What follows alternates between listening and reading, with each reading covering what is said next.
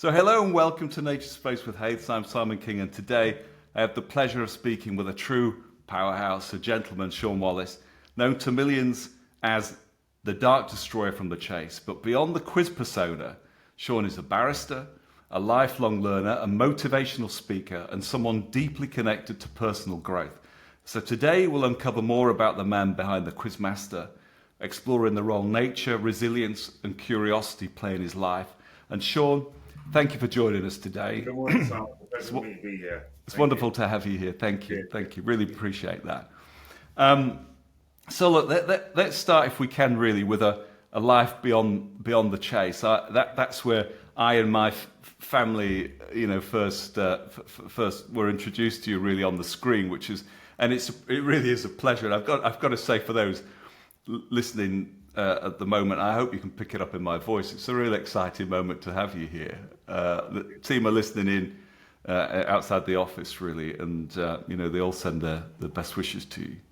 So look, let's start, if we can, with a part of your life perhaps people might not know so much about. So, as I said in the introduction, you're iconic, or become iconic as the Dark Destroyer. But I've read a little bit more about you online, or a lot more about you online, and there's so much more to your story. And I thought, what's one part of your life or career that you wish more people knew about? I suppose, I wrote an autobiography called Chasing the Dream, and I suppose in that autobiography, I'll lay bare, the first 48 years of my life. So, I mean, there's nothing which isn't in the public domain, what people don't already know. I suppose what I want people to be aware of the fact that I feel very, very blessed and fortunate, Simon, to be in the position I am now. Because 30 years ago I was Shaun who. But with a bit of luck and a bit of judgment, my life turned around beyond my wildest dreams, and it made me appreciate the sort of fame and fortune, I say, for want of a better expression, that God has bestowed upon me. And when I won Mastermind 20 years ago, Simon, I didn't tell a soul because I knew it was going to change my life. But the one thing I was determined to do and ensure it wasn't going to change me as an individual. Right. I'm speaking to you from a home where I've lived on the same road for the last 60 years. So I'm the type of person who doesn't allow the trappings of fame, the trappings of fortune to sort of affect me, because, the one thing I'm always conscious about is this, Simon. I'm today's news, I'm tomorrow's chip wrapper. So I always take that into perspective. And, being well known in the public eye at the age of 44 made me much more mature, made me much more appreciative of the sort of hard times which that come before. So for me, I've always been a guy who believes in altruism. I've always been a guy who believes in, yes, it's important that you look forward, but always look back. Put the ladder of opportunity for others to climb up. And, having a platform that I do have, it gives me the opportunity to do so. Right. Brilliant. Well, this is really, apart from the chase, this is what's connected our little business here in Lincolnshire as a bird food company, and the team who are thinking about nature and how we connect with nature all the time really put us in touch. Because, you've been kind enough to, on your walks and morning walks and so on, afternoon walks perhaps, on Twitter, share some of your short videos, which we'll come on to. But I just want to come back to this, if we can. You said, luck, more luck and a bit of judgment and so on. I mean, as a barrister, there's got to have been a lot more than luck and judgment here. It is. You've worked your socks off. Yeah, I have. And Simon, the 27th of November next month, I'll be celebrating 40 years at the bar. And as a young kid, I've always wanted to be a lawyer. And I owe my current success to the training I've received as a lawyer. I owe the bar a great deal because it taught me to think on my feet. It taught me to research. It taught me to be fearless. Right. I've appeared in the Court of Appeal numerous times, so sitting in the black seat answering questions in a final chase isn't daunting enough. And it prepared me, as I say, for the shark-infested world of entertainment. Yeah. So I owe the bar a great deal. And obviously the training I've received in terms of, research, preparing, be fearless, that no case, irrespective of how trivial or serious it is, does require the same utmost attention to detail. because it's always important to put your client's interest first, not the glory of you getting a not guilty verdict. Yeah. So do you have to? I don't know whether pinch yourself, because you strike me as you say, this is important that you kind of keep your feet on the ground, but you've become a role model to people, really, haven't you? Even my son, who's listening in on this out here, in a way, you're a role model. It's nice that you describe me in that way, but I like to call myself a goal model as opposed to a role model. I like that. I bang on about that. And the reason why I do bang on about that, Simon, is for this particular reason. People have a tendency to deify people, celebrities in the public eye, but Yes. I'm human just like everybody else. I make mistakes like everybody else. And when you're deified and put on that pedestal, sometimes like Humpty Dumpty, when you fall, the fall from grace can be swift and unrelenting. And like Humpty Dumpty, when you hit the ground, maybe you can't be put back together again. So I like to keep myself firmly on the ground, close to the ground. So if I do make mistakes, like any human person does, you try not to make the same mistake twice. But I want people to be impressed by the goals I've set for myself, the goals I've achieved. Because I want people to not match my achievements, I want them to surpass them. Right. It's about surpassing. It's about passing that torch of responsibility on to the next generation. People who look up to you, just like how I looked up to people as a young black kid growing up. Pele, Muhammad Ali. I've got a mural on my wall, Simon, called My Inspiration. I've seen it. I saw it yesterday while we were researching. Brilliant. Yeah. As a young, visual representation is extremely important and crucial. Yes. If you see somebody from an ethnic background who's doing really well and they've got the same colour skin as you, that is going to have a profound effect on how you see them and how you see yourself. Yes. Because, you want to emulate your heroes. As a young kid growing up, I used to think that if I had a tenth or even a fraction of what they've achieved, then my life's going to mean something. Yes. So, people see me in that light now. I do find that sometimes astonishing, even though I do say I do not suffer from imposter syndrome. But sometimes even I've got to walk down the road when I see people go, it's your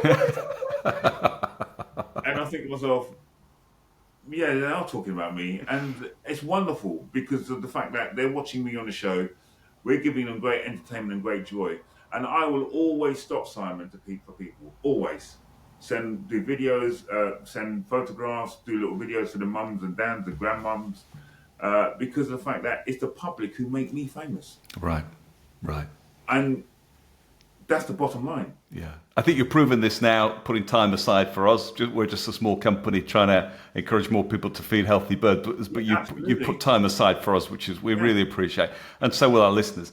And what's interesting then is that having reached those goals, now you're kind of saying, well, look, follow me, or at least look, if I can do it, you can do it. I was listening to a book recently, and it was talking about Roger Bannister, this exact same thing, breaking the 4-minute mile. Nobody could break the 4-minute mile. He broke it, and then within weeks and months, so did. He broke it 3 weeks later. Exactly. He was the first.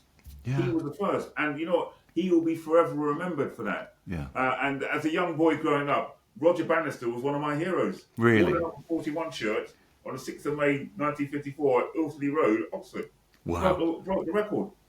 And what made it even better, he was British. So, things like that. And what's all the more remarkable, he became an accomplished neurosurgeon. Yes. So, all those sort of things, and he's used his fame in an understated way. Yeah. Everybody will always remember Roger Bannister as the athlete, but he was an accomplished neurosurgeon. Yeah. So I want to be remembered in that same way, in terms of, but I'm just Shaun Wallace. I go on holiday with my mates. We take the mickey out of each other. When I'm going to make this revelation, which people are going to find totally astonishing. I was a king of Trivial Pursuit growing up. I beat people in America. But the one person I could never ever beat was my brother. Ever. Played him 5 times, lost every time on the final question. And Simon, I've never played a game for 40 years. And when I won Mastermind, one of the greatest things, which is a great leveler, even if you basically think you're jumping out your boxing, thinking you're too big for your boots. When my brother saw me and he realised I'd won, he gave me a big hug, we gave him big fives, and he said to me, Shaun, I'm so proud of what you've achieved. But you know what? I want you to always bear this in mind. You might be the champion of Great Britain, but you're not the champion of your own household. I had to sit down and shut up. Family don't fight fair, do we? We don't, but it's true. And you know what? Guess what? If you think you're getting beyond yourself, Yeah. things like that reel you back in. Not that I needed it, but it was wonderful for my brother to tell me that. But I mean, this could go completely to how do you control all the things you've said, and then being recognised. I mean, even being a barrister would be enough, wouldn't it? That would give you a wonderful enough feeling to feel like you're the cat that's got the cream. But here you are with even more. As a young kid growing up, Simon, I was you're far too young to remember programs like Crouch Court and Rumpole of the Baby. Well, I do actually. Okay, all right. 55 now. Right. But things like that had a profound effect on me because these are people using their abilities to try and help the underprivileged, the oppressed, speaking in a confident way. And I wanted to be like that. Plus, you got to wear a wig and gown dressing up. So, fantastic. Let me show you this. Oh my word! Yeah, there, my wig and gown. Oh my word! I did hear. I was listening to an interview on GMTV. GMTV a couple of mornings ago, really, and that's reminded me of the wig where you actually, you were stopped by the police leaving the court. Yeah. This is the negative side, really, of it is. But you know what? Guess what? I don't allow that to define me. I don't allow that. I can rise above that. And you know the way I rise above it? With my talent. Yeah. That's how I rise above it. Yeah. They want you to react in that way. So when the police officer came up to me and basically, because I was dressed nicely and I was with my white solicitor, they thought I was a defendant. When I opened the book and they saw a wig and gown, you could have knocked him down with a feather. Didn't apologise. Okay, let's move on. Yeah. And that's the truth, isn't it? And I think I can't remember the full quote, but Winston Churchill said about the truth, it was something like, "You'll correct me here, so I'm in dangerous territory, and I am in a black chair as well." But he said about the truth, it was something like, "Truth is incontrovertible. Ignorance may hide it, and malice may defend it, and the rest of it. But in the end, there it is, and there you are." Yeah. Once you strip everything away, once the truth is there, it's there. That's brilliant. I love that. So that's, if we can, then the goal model. I love that, and I want to get onto this restorative power of nature and this clarity, goals, and resilience that you even in this 5-10 minutes chat, that these are your strengths. I think that recently, and this is where Angela decided to be brave, and I'm really pleased she did, and just send you a message and see whether you come onto our little podcast. But there's recent research, really. I think the government has spent, this is probably, without sounding political, probably money well spent this, about £5.7 million looking at this green social prescribing. But there is now research that says spending just 20 minutes or so in a day in nature can reduce stress. It can lift our mood, help us recharge. Even the WWF recently have been calling this a prescription for nature, and they're encouraging activities like listening to nature sounds, spotting insects, potting plants, and all to support mental well-being. And I think in your videos, that the ones I've looked at, you talk about nature's it's like the grounding effect of it, really, which is and its impact on your own clarity and resilience, I think, seems to come across. So how does spending time outdoors influence that goal model and help mental focus? And are there any particular routines or natural settings that help you recharge and gain perspective? Yeah, I just love nature. I just love the fact that the natural creation by the man upstairs has just created wonderful trees, wonderful settings. And I say I live behind a park, right? So the way in which the park is now developed, they've let the sort of grass grow a little bit, so you can have little insects, butterflies, and things like that, and it's wonderful. But the one thing which I have a complete bugbear about is when it's soiled by litter. Right. And it might sound strange what I do. Every morning, I go out with my litter picker and I pick up rubbish. Sometimes people see me picking up rubbish and they think to themselves, why are you doing that, Shaun? Because of the fact that, right, I like to see beauty around me. I don't like to see it to be sore, and you should respect the environment in which you live. And it's one of those big, Simon, if I was to show you, it really does grate on me when I see people dropping litter or leaving food around, just sort of just scattering it. And it might be a chore, but I'll do it because I'm doing it because I want myself and my community to look at an environment where they feel in touch with nature, that they feel it gives them a sense of it's uplifting to see a beautiful aesthetic setting. And I just hate to see rubbish. And you know what? Guess what? If I've got to pick it up with my picker, I'll do it. Yeah. And this is back to being this goal model, isn't it? Because if you walk past it, there's a feeling. It's hard, isn't it? Really, because you're a busy man. At one of the videos I saw, you were jumping in a car. You were off to an award ceremony and so on. And it's a wonderful life, isn't it? Really, as well. But there you are, and you're probably also seeing some litter wherever and thinking, well, I'm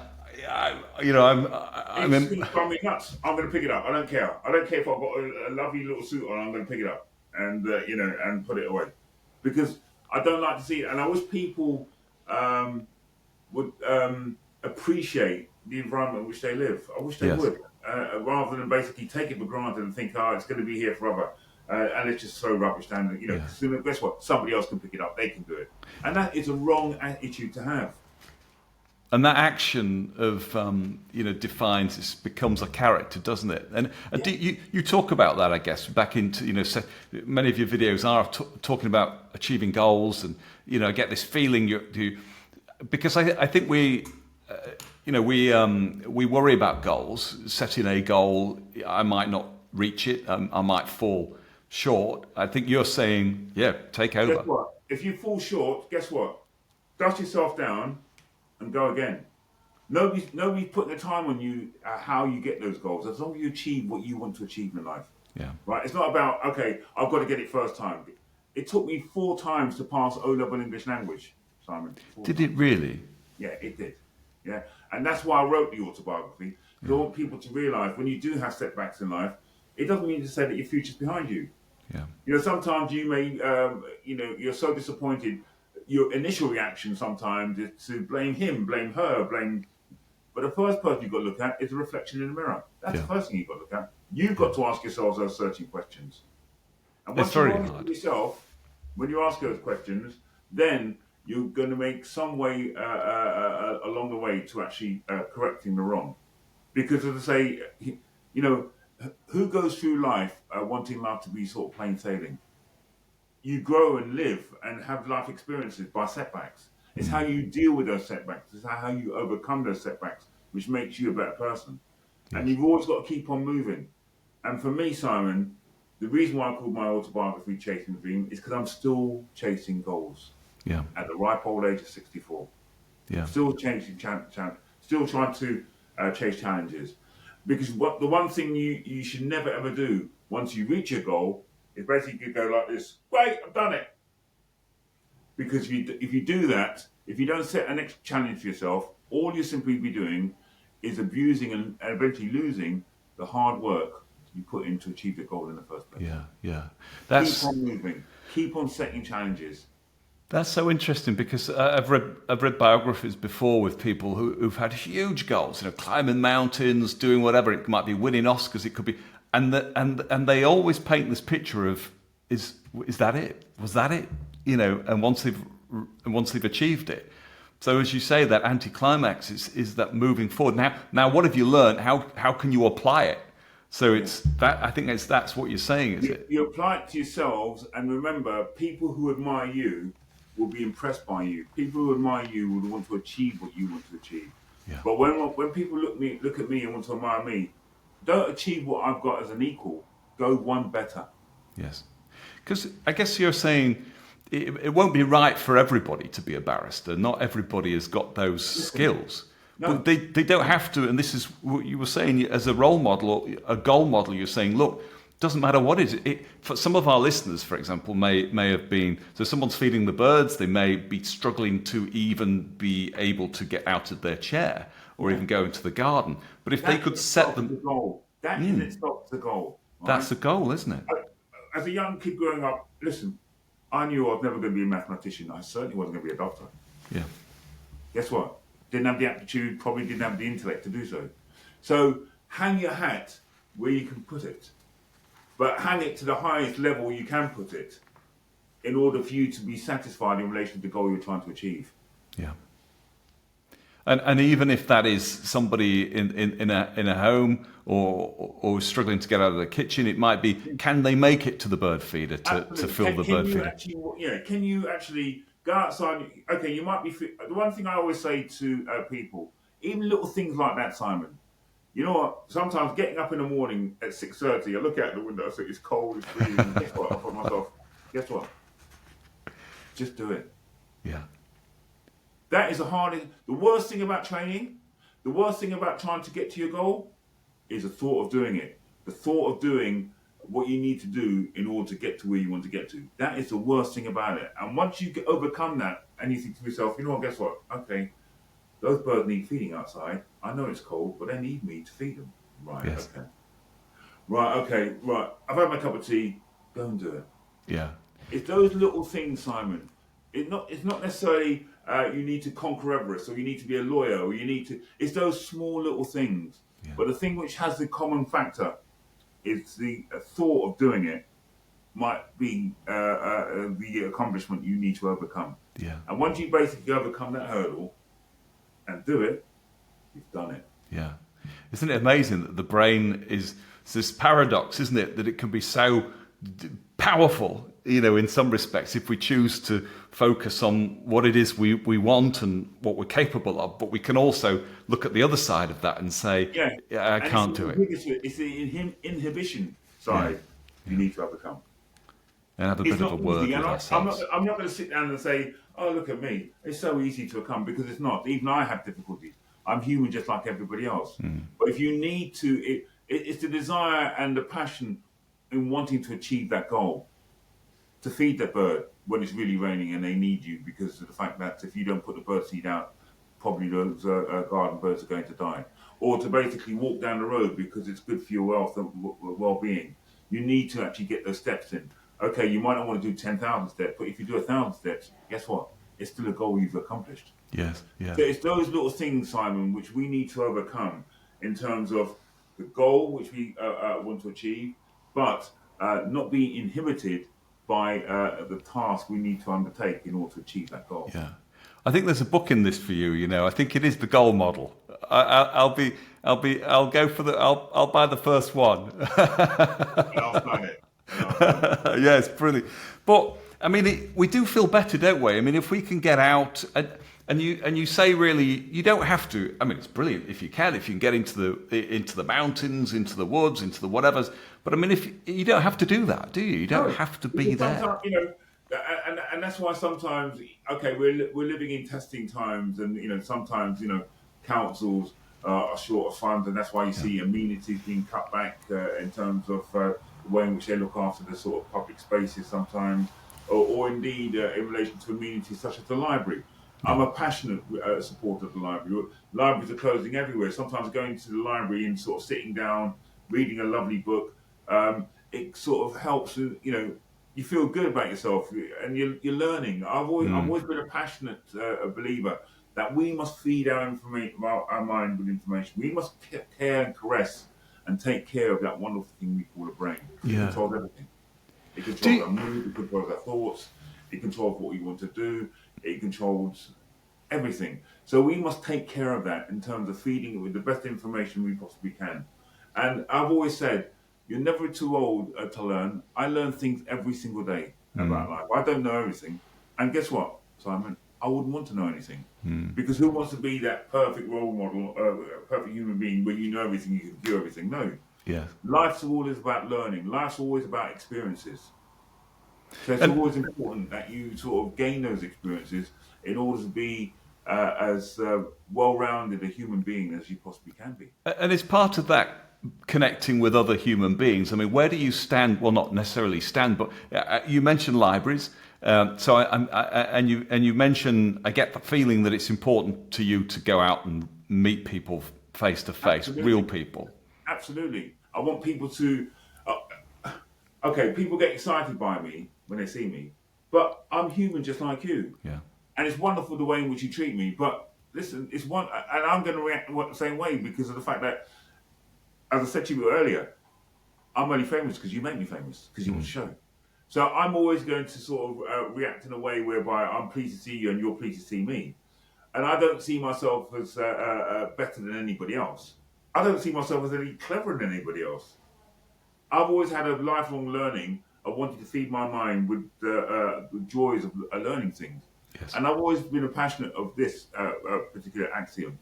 No information is useless information. Do you think, when we're talking about libraries and more and more of our libraries are it's a constant fight, I think, for those who love libraries to keep them open. And I just think about information, and we talked about the truth before and how important the truth is. But without trying to sound like the film A Few Good Men, and not being able to handle the truth, how is that truth safeguarded in the future with not only... I know exactly what you're You know where I'm coming from here. They like to social media in relation to the fact that, the fake news in relation to information. You can see that Russia are now trying to influence the forthcoming presidential election. And I worry in relation to the fact that social media, I talk about the concept of digital detox. Because yes, information, AI, social media is important. But the one thing we should never ever let it do is to control us. Right. It's wonderful. If I was to tell you, Simon, I could barely send an email. Okay, I'm stretching a point here. But I don't allow social media to control my life, to control my destiny. Right. Because that's the one thing I worry about in terms of AI, the rise of artificial intelligence. The one thing about human beings is that we are so wonderful in actually pushing forward the boundaries of progress. But I don't want to sound too Orwellian, but the one thing I worry about, sometimes they say truth is stranger than fiction. So when you see programs like Terminator, it does worry me that if you do control an AI whereby it can think for itself, it's self-indestructible. One day it may enslave us. Yes. And it might sound Orwellian. That's why we've got to really be careful in relation to how far we can push the boundaries back of AI and social media, but make sure that we're always one step ahead and be able to control it. Don't let it be our equal, because if you let it be our equal, it may surpass us. Yes, yes. I also am concerned in relation to these big tech organizations who are run by one person who are becoming far too influential. People like Zuckerberg, people like Elon Musk in particular. I mean, what an odious individual that is. But they are so powerful, they are so influential, they can control and influence society, yes, politics, you name it. So we've always got to be mindful of the fact that as we become more and more advanced as a society, especially the impact of social media, the impact of AI, there's going to be a constant struggle between what's morally right, and the dangers of allowing the chosen few to basically control us. Yeah, these are huge topics, aren't they? I mean, you're very skillful because from your legal training and then how you're exposed to social media, broadcasting, and everything else. It's going to cover all those. Those questions are going to be huge, aren't they? How do we decide on these? How do we decide, and how do we make sure that the people, people who are in control are not always blessed with altruism. Right. They've got it for a specific purpose. I see. And so talking of learning then, kind of where are you in terms of your eagerness to learn? It must be this, are you, Okay, Okay, Simon. Right, we're in the middle of a filming. We're in the middle of filming The Chase now. So we really? started series 18.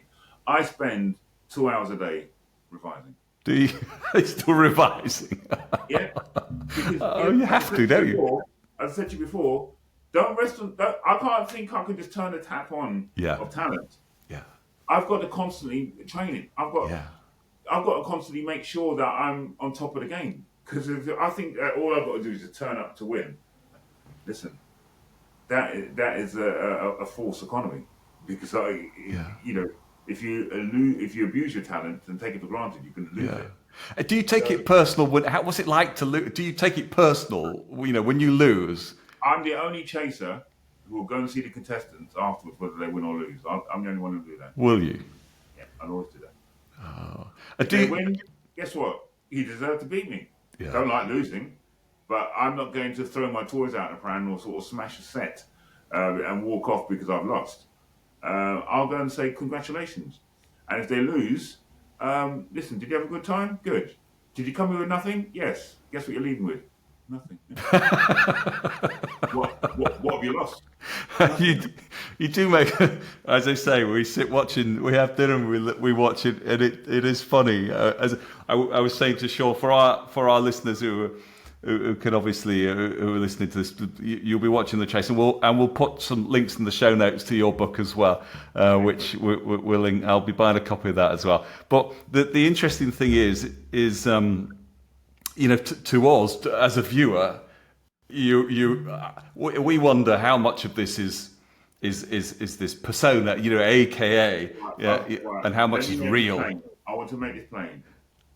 For the time I'm filming, I want to beat you.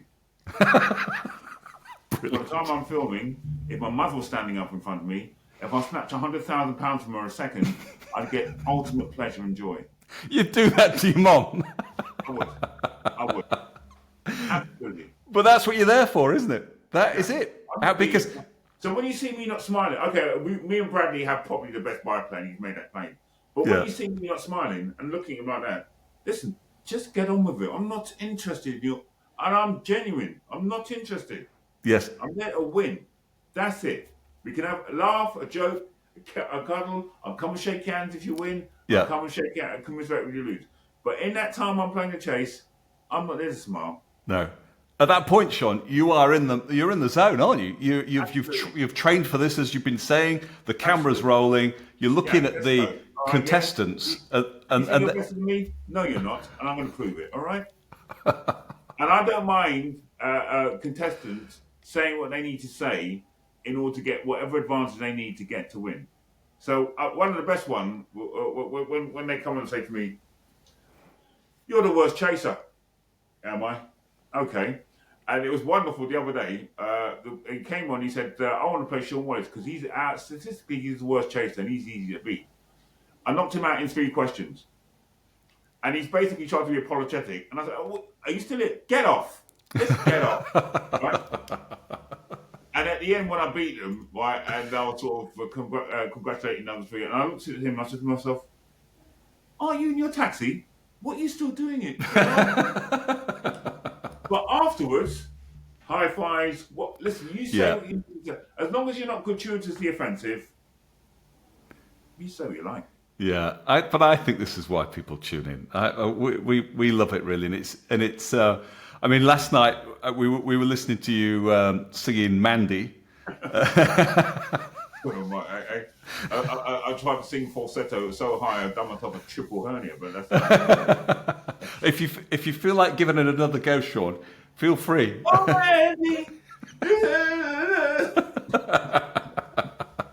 Oh, it's brilliant. I got to say, it's you my own personal brand. I feel like it's important. I think we have to switch on and be serious about what we do. People are paying. In our world, if people are buying bird food, they want it to be clean. They want it to be delivered on time. Absolutely. It better do what we say it's going to do. But actually, if I have a chat with our lovely customers, or even if they're not our customers, they just want to phone and have a chat about feeding the birds, I think you've got to deliver it in a way that is entertaining. Well, yeah, I think so. I don't think people want to phone up a company and deal with somebody who's miserable. I think they want No, to. of course, because you're going to turn away custom. You want to engage your customers where possible. You don't want to go over the top, but if you can be as engaging and polite and sort of ultimately deliver what your company says it's going to deliver, then Yeah. that's how you're going to attract customers. No, that's absolutely right.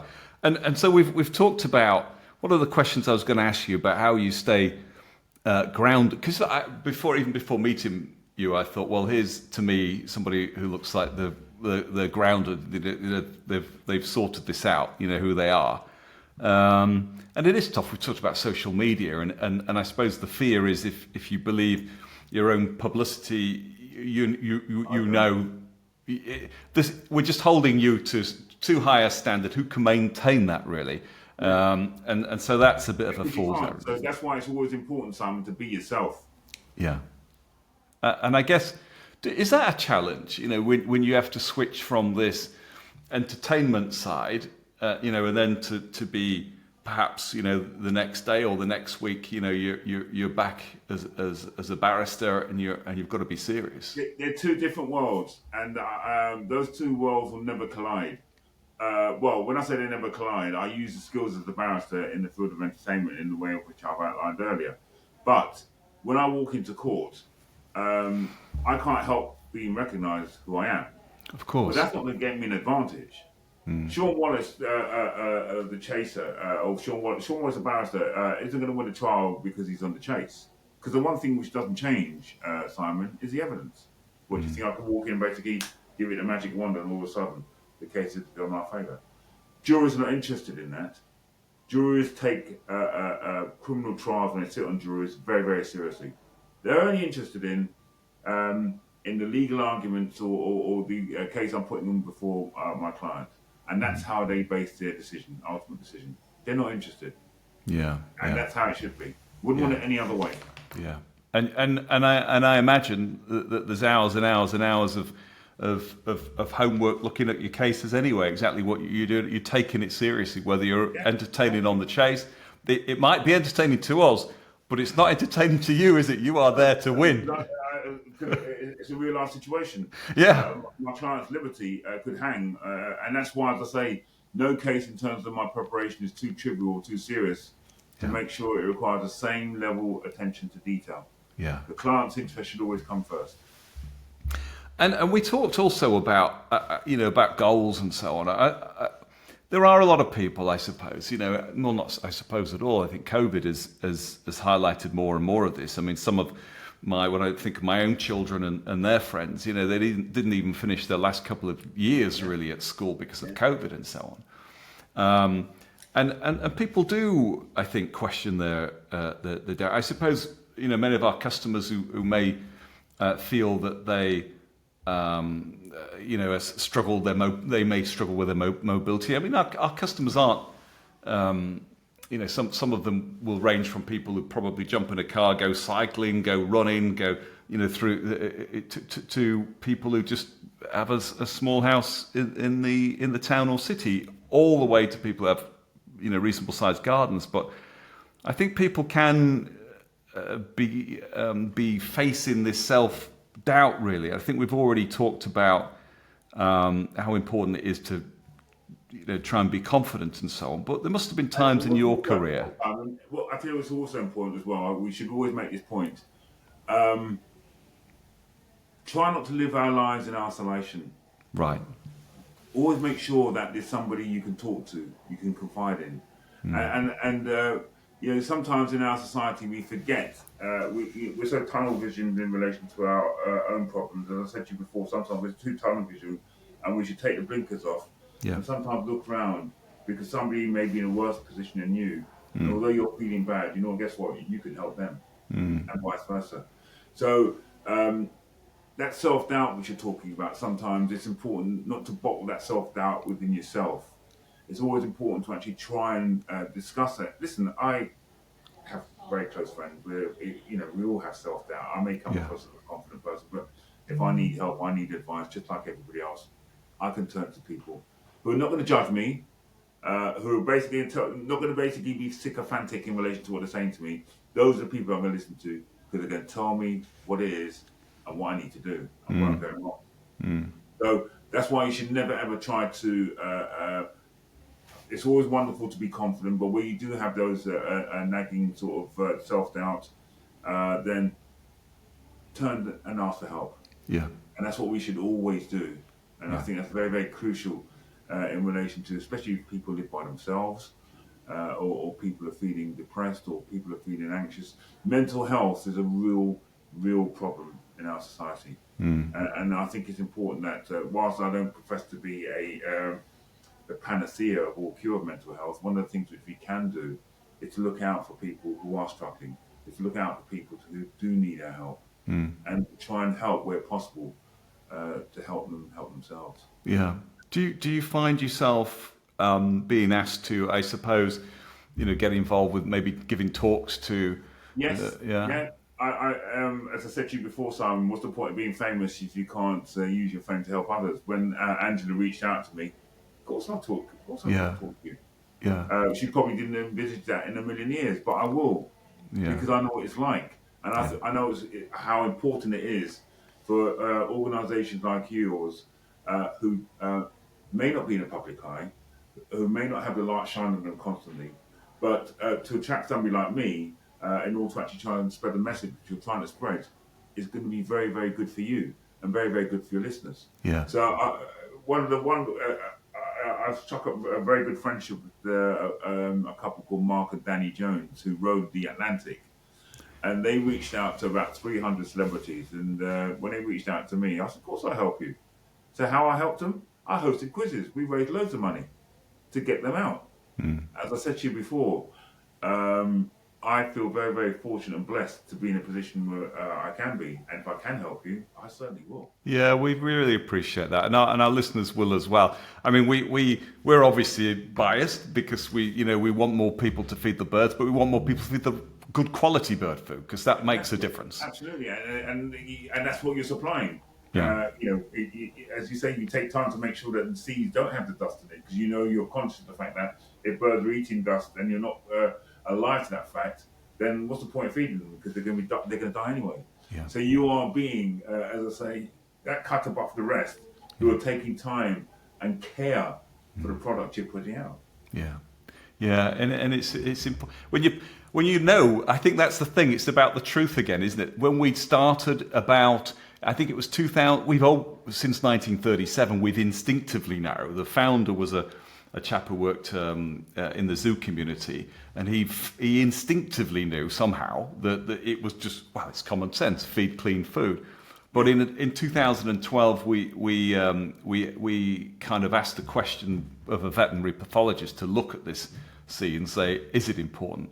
And when he showed us on an agar plate what dust and debris looks like and how it grows bacteria, mold, and so on, and then talked about the damage it can do to a bird's respiratory system, then when you know the truth, you can't ignore it. It's like you were saying about the litter. You can't step over it. You have to.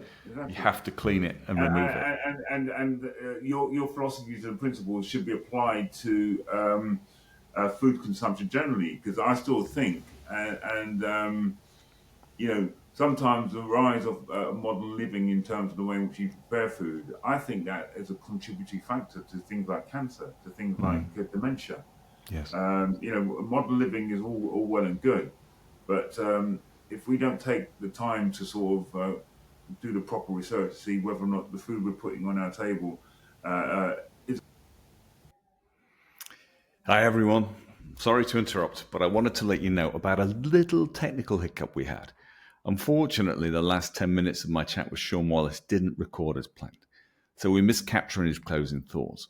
We're going to do what we can do to recover it, and if we manage to, we'll stitch the versions together and play the complete version with you. It's disappointing, but it gives you something to look forward to, hopefully, in terms of hearing a little bit more from Shaun. In the meantime, though, I wanted to take a moment to reflect on our conversation and share a few of the highlights and some of the things that I said during those final 10 minutes. So I think you'll agree, Shaun was a fantastic guest. Let's think about it. His passion for the outdoors and his dedication to inspiring others from any walk of life. And that really came through. We talked a bit about the chase. How could we not? And his famous on-screen friendship and off-screen friendship with Bradley Walsh. And we talked about the friendly rivalry and all the competitive energy they bring to the show, and how I think that reminded us that competition can, in guises like that, can be a good thing. It can be fair, it can be fun, and it can be absolutely entertaining.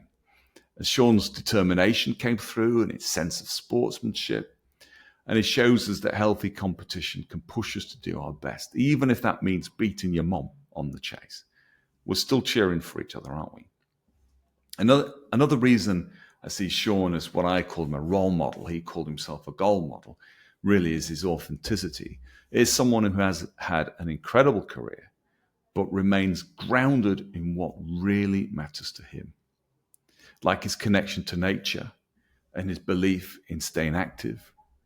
Listening to him talk about how he values a simple walk outside was a great reminder of how important it is to take time for those moments, either in the outside world, at a park, in a field, in a forest, or even in your own back garden, or even from the comfort of your home looking out onto a bird feeder. Just do it.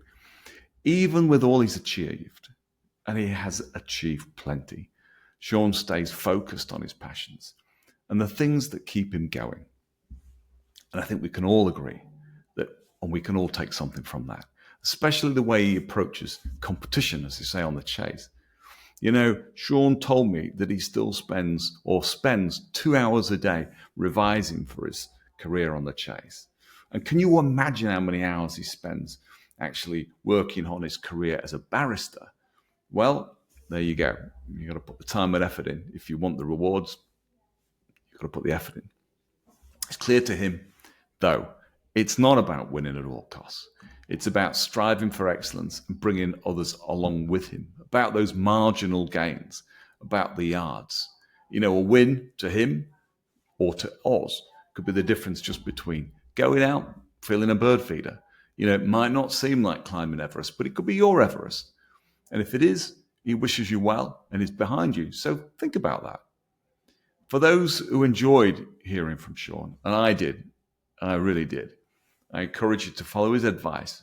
Make a little time for nature in your own way, whether that's going for a walk, whether it's spending time in the garden, or even just taking a few minutes outside each day. These moments can be a real boost. And even I would say, if you can't get outside, if you are in a situation really where leaving your own home is hard, take a moment to look online, you know, watch videos of these amazing places in the world that are out there. And I guarantee that will make you feel a little better even after 3, 4, 5 minutes looking at nature at its finest. It can do nothing but make you feel better. And like Shaun said, it doesn't have to be big. It doesn't have to be a big, grand venture. It's about getting a bit of fresh air. It's about clearing your mind and finding that balance in the little things. And if Shaun can do that with his career, then I think we all can do it too. So once again, a big thank you to Shaun Wallace for joining us. We're just a small bird food company, but you know, we do our best to make space for nature here in our working environment, and we want to encourage you to do the same too. And thanks for all of you for tuning in. We're still hoping to recover that final part of the interview. It is my fault. But for now, I hope you enjoyed the conversation as much as I did. And thanks again for listening. And until the next time, take care and keep enjoying the wonders of nature around you.